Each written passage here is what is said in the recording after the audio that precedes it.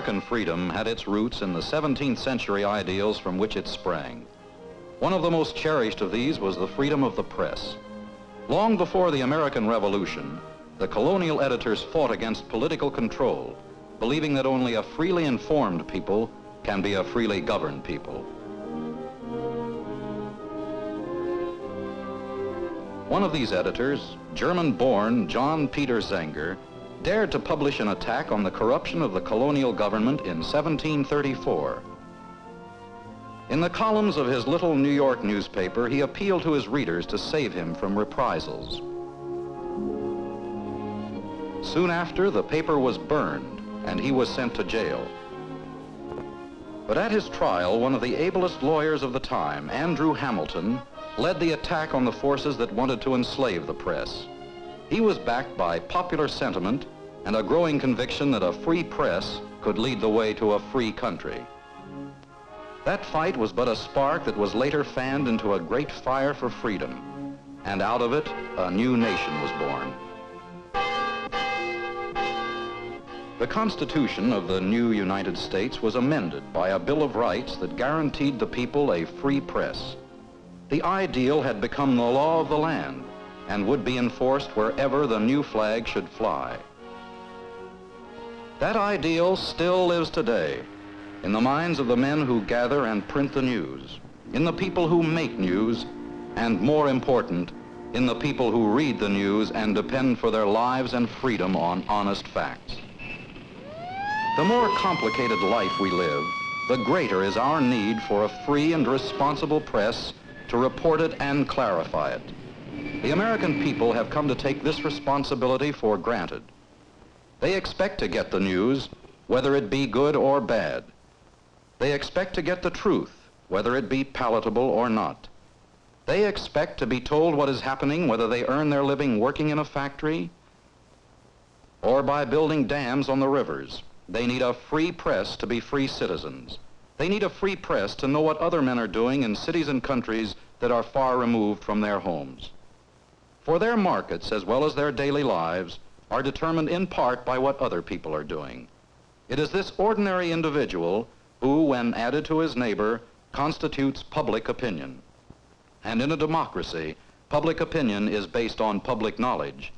It is formed by free access to information, by newspapers, by radio. We have learned that a healthy world economy is essential for world peace.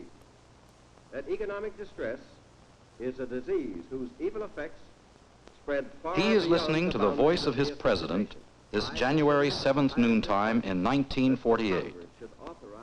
The president is urging Congress to cut the taxes of the small wage earners and to raise the taxes of large corporations.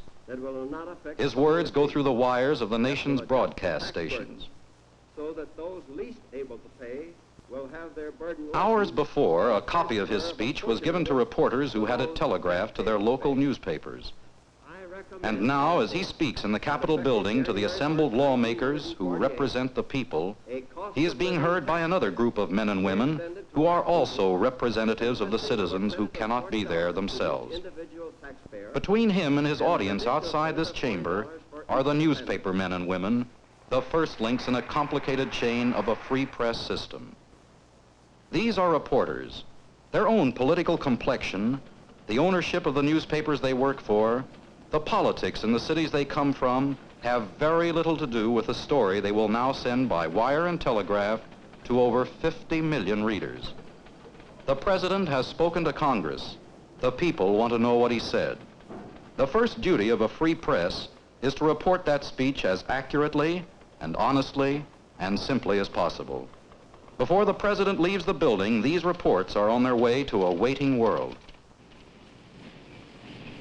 So many news stories originate in Washington that an entire skyscraper is needed just for newspaper offices.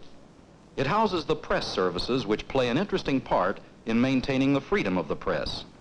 Their staffs serve the hundreds of newspapers throughout the nation and beyond its borders that do not have their own reporters in Washington.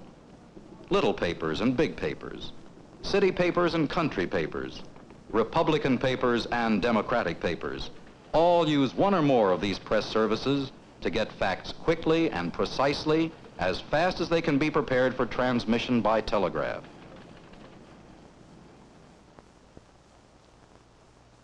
Back at the Capitol, the story of the president's tax proposal is still in the making. Because freedom of the press requires freedom of inquiry, the reporters do not accept the president's remarks as the last word. The true facts mean all the facts, and in this story, the opinions of the president's political opponents happen to be an important part of the news, for the speech has been made in an election year. These men see the president's proposals as a bid for votes, and they are just as free to say so as the reporters are to quote them. It's all part of the story of the president's speech. Here in the Washington office of a New York newspaper, the story is being prepared for publication tomorrow morning. It will be based on the actual words of the president, on how they were received by Congress, on the opinions of tax experts and political leaders, on facts that were checked and rechecked by a man whose job depends on his accuracy. It is doubtful whether his employers even know what political party the reporter belongs to, so little may his personal feelings affect his telling of the news. Nor does he feel repressed by this impersonality, for this is the tradition of the American newspaper man. Because he is not hired for his opinions, he will not be fired for them.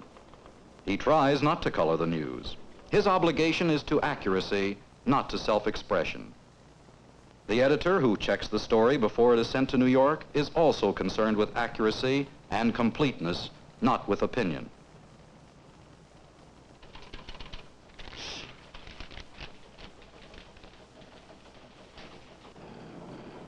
And so they go out across the land, words that express ideas. They are the materials which will stimulate people to thought and action.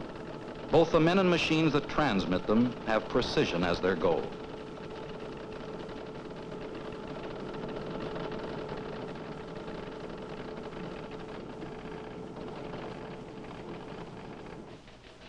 A few minutes later, several hundred miles away, the electrical impulses are words again.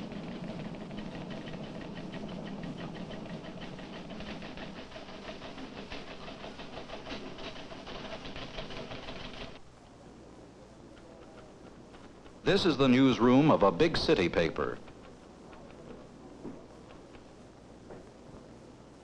The man responsible for the story now is the wire editor, another newspaper man whose business is accuracy and not opinion. If the story seems complete, he has no changes to make. He rarely adds or deletes anything from a good reporter's copy. The story is filed away until 6:30, when the managing editor, his assistant, the national editor, and the makeup editor meet to go over the news that has been collected during the day. The various department heads take their turn in presenting story after story. Each item is considered and evaluated by the entire group and then given a place in the paper.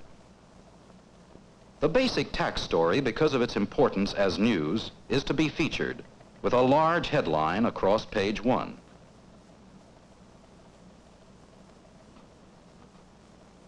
It will be still further emphasized by a picture of the president making the speech, so a photograph is carefully chosen to fit a place on the front page. The position of other stories about the speech is then worked out in relationship to the main story.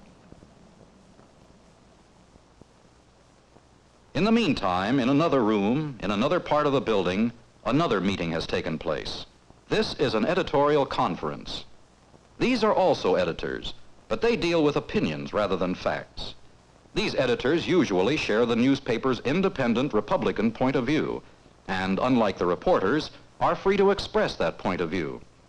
To keep news and opinion separate, no editor sits at both meetings. The editorial writer never writes news stories. In this way, his opinion will not color the facts, and he develops the ability to express his ideas in strong and persuasive arguments. The man who is going to write the editorials will first discuss it with his colleagues. In this case, there is complete agreement. They are thoroughly opposed to the president's position. They believe in a balanced national budget and think it has been threatened in order to gain popularity in the coming election. The writer's job is to put these points in a cogent editorial. His readers may be influenced by his thinking, but they will also have all the facts so they can do their own thinking as well. Another means of expressing opinions in American journalism is the cartoon. It usually reflects the editorial thinking and is therefore prepared in close collaboration with the editorial writer.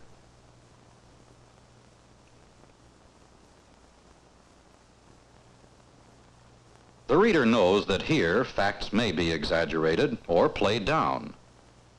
The donkey is the symbol of the Democratic Party. The elephant stands for the Republican Party. The picture summarizes the newspaper's opinion that the president's idea to cut taxes is bad for the country, but it does not say so on its news pages, which carry only facts to think about so that people can decide for themselves. A relatively free metropolitan newspaper is on its way to the public. It has the freedom to criticize the highest elected official of the land, but it also has the responsibility to print the truth, factually and objectively. If it neglects that responsibility for long, readers devoted to the traditions of a free press will find another paper. For as long as competition exists, the public can exercise the final freedom by making its own choice of what paper it will read. In the rural areas of America, that choice is usually limited, but there is no less devotion to the ideals of a free press. The further people live from the centers where news is made, the greater is their dependence on the information system. The rural editor is quite different from his big city colleague. He knows most of his readers and they know him. Their interests and their problems are his, and his editorials are supposed to interpret the news in terms of those interests and problems. But even this man, who is respected and trusted as a neighbor and friend, does his counseling in the editorial columns only. And these men who live far from the cities and most of their fellow citizens are proud of the right and obligation to think for themselves. They especially want a free press and trust the editor only so long as he gives them facts as well as arguments. This paper also tends to be Republican, the party usually favored by the farmers in this area. But the editor has decided to praise the president's speech because he thinks a tax cut will mean a greater market for foodstuffs. This is against his own party's stand, but he is able to exercise his freedom without fear of political reprisal, without danger of angering his readers. He is entitled to his own opinion and may make it his readers' opinion. On the other hand, they may think differently after they have read the news for themselves. It will all be there in the morning paper.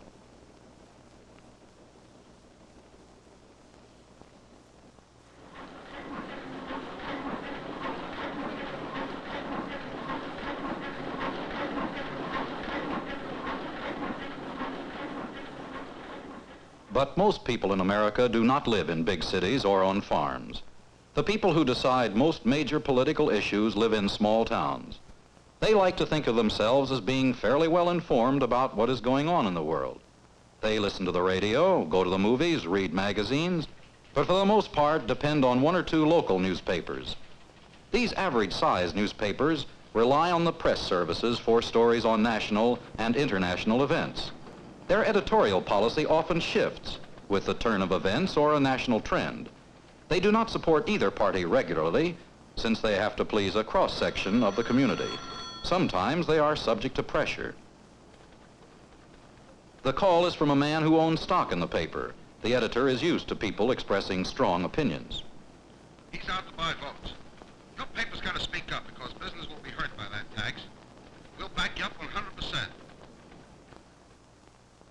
But the editor does not have to yield to the pressure of one man. Unlike the rural editor, he tends to be guided by the opinions of all the townsmen. Talking to them is one way of finding out where they stand. The businessmen whom he meets at the local hotel have varying ideas about the president's speech. One merchant is strongly convinced it's a threat to the basic economy of the country. Why should the overtaxed businessman pay more while the laboring class is excused from any burden at all? The editor listens to him and to the opposition as well. An insurance man points out that big corporations can afford the boost, while the rising cost of living has made life more difficult for the wage earner. And the general opinion of the group is that a tax cut will mean more money in the average pocketbook. And to them, that means more sales and more profit. As businessmen, therefore, if not as individuals, they tend to regard the president's proposal as a good one. And so the talk seems to go around the town. Whether or not the proposal is good economics, it is nevertheless a popular idea. The people who will save on their tax bill are certainly for it, and so are the people with whom they will trade.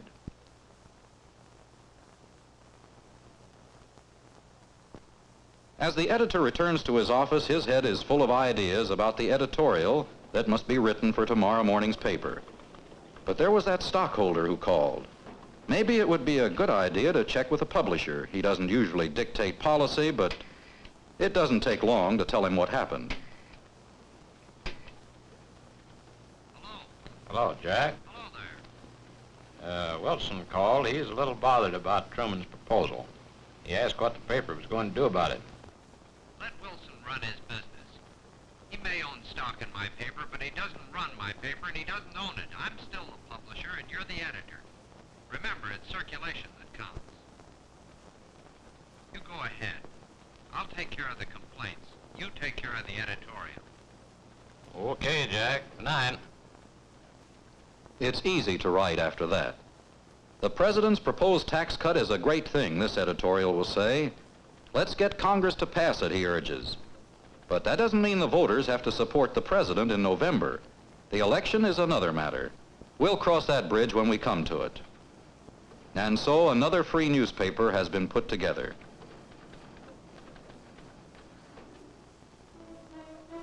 And so on the morning of January 8th, 1948, did the people learn about a speech that was made the day before in the city of Washington, D.C.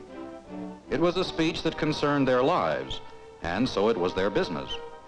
Theirs to know, theirs to think about, and theirs to act on. Some wanted help in planning their action.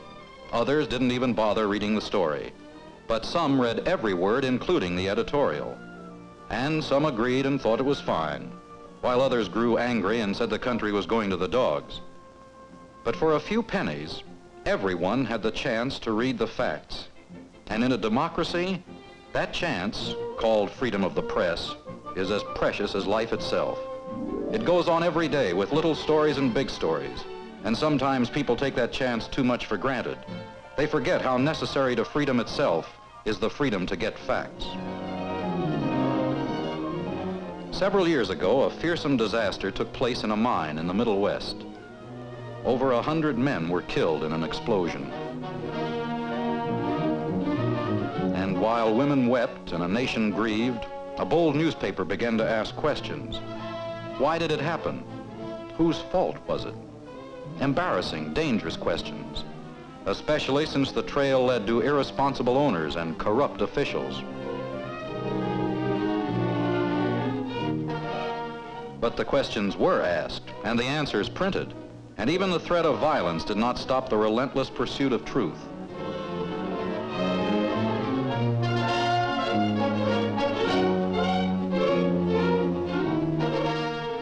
Through the fearless newspaper stories, the facts became known to the public, and in a short time the papers were able to announce the defeat of those same officials at the hands of an informed electorate. It's the same fight that's been going on for 200 years. The fight to collect the news and print the news without restrictions of any kind. The traditions of John Peter Zenger are alive today, and the men and women who keep them alive are proud of their role. They're not just writing a story about a speech. They're keeping people informed about what's going on in the world. They're handling the powerful ammunition of truth. They're keeping the press free, and thus keeping the liberty of their land.